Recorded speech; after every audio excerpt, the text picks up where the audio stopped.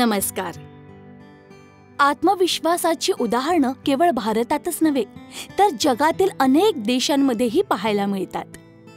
जसं की अमेरिकेचे स्टीवन स्पीलबर्ग, न्यूझीलंडचे एडमंड हिलेरी, अमेरिकेचे कॉनराड अँकर, कॅनडाचे जेम्स कॅमेरॉन या सर्वांनी त्यांच्या आत्मविश्वास आणि जिद्दीने सर्वांना अचंबित करून टाकलं. म्हणूनच आज आपण यांच्यापैकी एक स्टीवन स्पीलबर्गच्या जीवनापासून प्रेरणा घेण्याचा प्रयत्न करूया.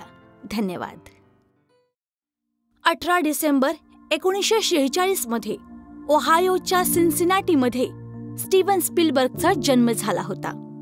त्यांची आई कॉन्सर्टमध्ये पियानो वाजवायची आणि वडील इलेक्ट्रिकल इंजिनियर होते. वडील वर्कहॉलिक होते आणि नेहमी व्यस्त असायचे. बालपणापासूनच स्पीलबर्गला फिल्म मेकिंगचा छंद होता. ते त्यांच्या वडिलांच्या 8mm कॅमेराने खेळायचे. त्यांना कुटुंबातील रोजच्या घटनांना चित्रित करण्यात खूप मज्जा यायची. त्यांनी पहिली film the great show on earth ही पाहिली होती. त्यामध्ये एक हत्ती होता, ट्रेन क्रॅशचा सीन होता आणि काही जोकर होते. एका इंटरव्ह्यूमध्ये त्याने सांगितलं होतं, मला ॲक्शन फिल्म बघू देत नव्हते. आमच्या ब्लॉकमध्ये तर असा मी एकटाच होतो. म्हणूनच मी मित्रांसोबत लपून फिल्म बघायला जायचो. पण मला फिल्मचं असं वेड लागलं होतं की त्यासाठी काहीही करायला तयार होतो मी. 1958 मध्ये ते एक बॉय स्काउट बनले. फोटोग्राफी मेरिट बॅज मिळवण्यासाठी स्पीलबर्गने 14 वर्षांचा असताना 9 मिनिटांची द लास्ट गन फाईट या नावाची फिल्म बनवली, जेथून फिल्म मेकिंगचा त्यांचा प्रवास सुरू झाला. त्यानंतर आणखी काही शॉर्ट फिल्म्सही बनवल्या. या फिल्म्स दुसरे महायुद्ध या कथांवर आधारित असायच्या. जवळपासचे पार्क आणि रेस्टॉरंटमध्येही ते याची शूटिंग करायचे. यामध्ये एक फिल्म एस्केप टू नोवेअर ही पण होती. ही सुद्धा एका युद्धाची गोष्ट होती, ज्यासाठी त्यांना पुरस्कारही मिळाला. मग 16 वर्षांची असताना त्यांनी साय-फाय ॲडव्हेंचर फिल्म फायरलाईट बनवली, जिचा बजेट $500 होता. फिल्मसाठी त्यांनी त्यांच्या मित्रांकडून काम करून घेतलं होतं. स्वतःच्या घराच्या गॅरेजमध्ये त्याचं शूटिंग केलं होतं. जवळपास 500 लोकांनी ही फिल्म पाहिली होती.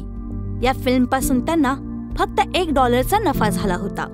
1965 मध्ये ते सेरागोटा हायस्कूलमधून पास झाले आणि सदर्न कॅलिफोर्निया युनिव्हर्सिटीच्या थिएटर, फिल्म आणि टेलिव्हिजन स्कूलमध्ये प्रवेश मिळवण्याचा प्रयत्न केला. पण त्यांचा अर्ज 3 वेळा रद्द केला गेला.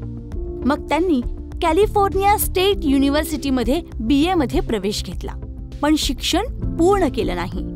कॉलेजमधून ड्रॉप आउट स्पीलबर्ग युनिव्हर्सल स्टुडिओमध्ये इंटर्न म्हणून काम करू लागले.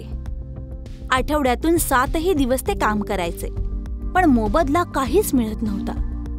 त्यांनी येथे काही दिवस एडिटिंग डिपार्टमेंटमध्येही काम केलं होतं, पण कधीच त्यांचं नाव क्रेडिट लाईनमध्ये गेलं नाही.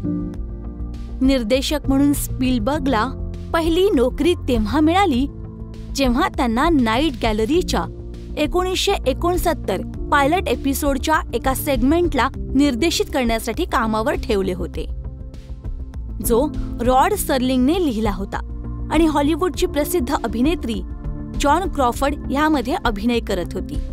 जेव्हा जॉन क्रॉफर्डला कळलं की हा 21 वर्षांचा नवा मुलगा, ज्याच्याकडे अनुभव अजिबात नाहीये, तो त्यांच्या एपिसोडचा डायरेक्टर आहे, तेव्हा त्या प्रोड्युसरवर चिडल्या.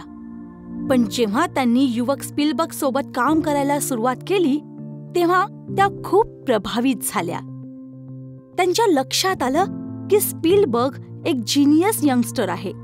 त्या म्हणाल्या की मला असं वाटलं की अनुभव बहुधा जास्त महत्वाचा असतो, पण नंतर मी त्या सगळ्या अनुभवी निर्देशकांबद्दल विचार केला, ज्यांच्याकडे स्टीवन सारखा आत्मविश्वास आणि काही नवं करण्याची प्रेरणा नव्हती आणि जे फक्त ती जुनी दिनचर्या वारंवार करायचे, आणि त्यालाच हॉलिवूडमध्ये अनुभव म्हटलं जायचं. मला तेव्हा लक्षात आलं होतं की स्टीवन स्पीलबर्गचं भविष्य अप्रतिम आहे. हॉलिवूड त्याच्या टॅलेंटकडे कानाडोळा करू शकतच नाही. यानंतर त्यांना युनिव्हर्सल स्टुडिओसाठी डायरेक्शन करण्याची संधी मिळाली. ते सांगतात की सुरुवातीला माझ्याप्रती कुणाच्याच मनात सन्मानाचा भाव नव्हता. पण जेव्हा हळूहळू मी टीव्ही एपिसोड आणि OVS बनवू लागलो, तेव्हा लोकांनी मला डायरेक्टर या रूपात स्वीकारलं. आतापर्यंत स्पीलबर्गने 50 पेक्षा जास्त फिल्मचे निर्देशन केलं होतं. स्पीलबर्गच्या प्रमुख फिल्म्समध्ये Jaws, E.T. The extraterrestrial, Jurassic Park, Schindler's List, Saving Private Ryan या आहेत. शिंडलर्स लिस्टला 7 ऑस्कर पुरस्कार देऊन सन्मानित केलं. सन 2006 मध्ये प्रीमियर मासिकने त्यांना फिल्म जगातील सर्वात प्रभावशाली व्यक्ती म्हटलं होतं. टाइम या मासिकाने त्यांना शतकातील 100 प्रभावशाली व्यक्तींमध्ये मोजलं आहे. 4 दशकाच्या क्रियाशील जीवनामध्ये स्पीलबर्गच्या फिल्म्सने वेगवेगळ्या विचारधारणेच्या वेगवेगळ्या पिढीला वेगवेगळ्या प्रकारे स्पर्श केलाय. स्पीलबर्गला 1993 मध्ये फिल्म शिंडलर्स लिस्टसाठी आणि 1998 मध्ये सेव्हिंग प्रायव्हेट रायनच्या बेस्ट डायरेक्टरच्या अकॅडमी अवॉर्डनेही सन्मानित केलं गेलं आहे.